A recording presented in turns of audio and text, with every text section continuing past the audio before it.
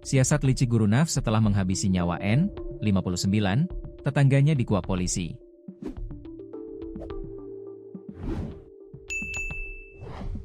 Naf membunuh N di rumah korban di wilayah Kecamatan Cisarua, Kabupaten Bogor.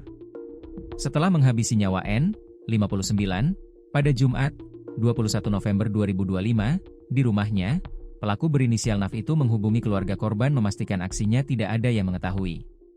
Pasalnya, usai melakukan aksi kejinya korban ditinggalkan begitu saja di dalam rumah hanya ditutup sarung dalam kondisi bersimbah darah.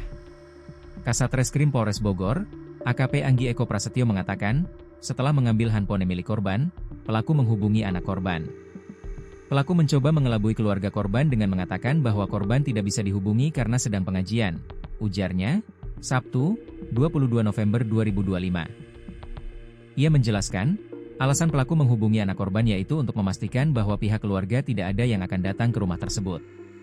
Pasalnya, saat N dan Naf terlibat cekcok pada Kamis, 20 November 2025, terdapat informasi bahwa sang anak akan berkunjung. Dicek apakah keluarga itu datang ke rumah korban atau tidak, dengan tujuan pelaku akan membersihkan TKP apabila keluarga korban tak jadi ke rumah korban, ungkapnya. Sebelumnya diberitakan, wanita parubaya dihabisi nyawanya oleh tetangganya sendiri di wilayah Kelurahan Cisarua, Kecamatan Cisarua, Kabupaten Bogor. Korban diketahui berinisial N, 59, sedangkan pelaku berinisial Naf, 32, berjenis kelamin perempuan yang sama-sama tinggal di Kampung Parigi.